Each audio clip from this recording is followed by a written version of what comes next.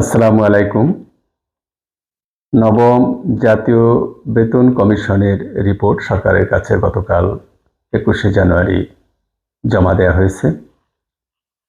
দীর্ঘ প্রতীক্ষিত ছিল এই বেতন কমিশনের রিপোর্ট।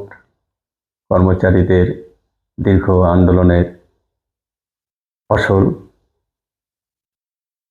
এবং খুব সম্মানজনকভাবেই তাদের বেতন বৃদ্ধি করার সুপারিশ করা হয়েছে।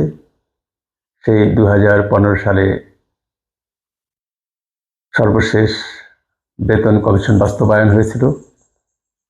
এরপর প্রায় ১১টি বছর অতিবাহিত হতে যাচ্ছে। ইতিমধ্যে একটি বেতন স্কেল পাওয়া তাদের উচিত ছিল, কিন্তু সেটি পায়নি, যার ফলে নবম জাতীয় বেতন কমিশন সেটি উল্লেখযোগ্য হারে বৃদ্ধি করার সুপারিশ করেছে। এটি সঙ্গত এবং আশা করি সরকার যে রিভিউ কমিটি করবে তারা অবশ্যই সেটি বিবেচনায় রাখবে। এই বেতন কমিশনে পেনশনারদেরকে সুযোগ বৃদ্ধির সুপারিশ করা হয়েছে। এই সুপারিশকে আমি স্বাগত জানাই। সেখানে বলা হয়েছে যারা পেনশন পায় ২০,০০০ টাকার নিচে তাদের পেনশন ১০০% বৃদ্ধি করার সুপারিশ করা হয়েছে। আর ২০,০০০ টাকা থেকে ৪০,০০০ টাকা পর্যন্ত যাদের পেনশন তাদের ৭৫% বৃদ্ধির সুপারিশ করা হয়েছে। আর ৪০,০০০ টাকা বা তার বেশি যাদের পেনশন তারা ৫৫% বৃদ্ধির সুযোগ পাবে। এর আগে পেনশনযোগ্য চাকরিকাল ছিল ১০ বছর, সেটি কমিয়ে ৫ বছর করা হয়েছে। আর নিট বেতনের ৯০% পেনশনযোগ্য হবে, সেটি আগের মতোই বহাল রাখা হয়েছে।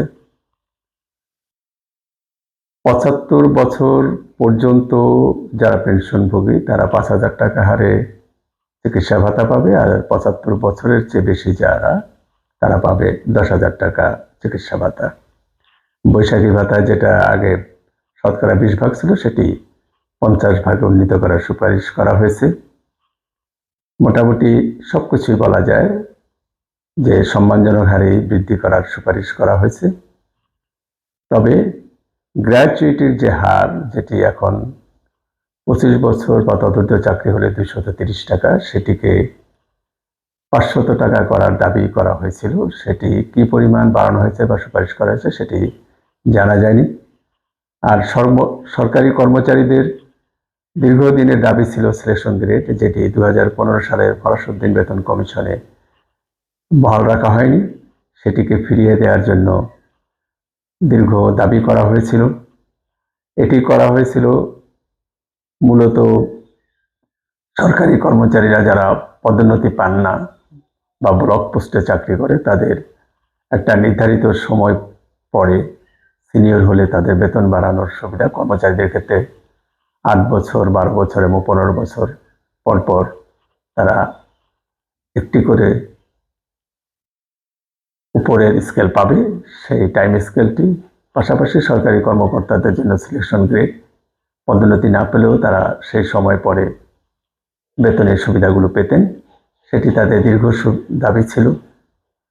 এই দাবিটি জন্য কি করা হয়েছে সেটা জানা যায়নি, তবে রিভিউ কমিশন যেন এটি অবশ্যই বিবেচনা করে সেই প্রত্যাশা করছি। সবাই ভালো থাকবেন।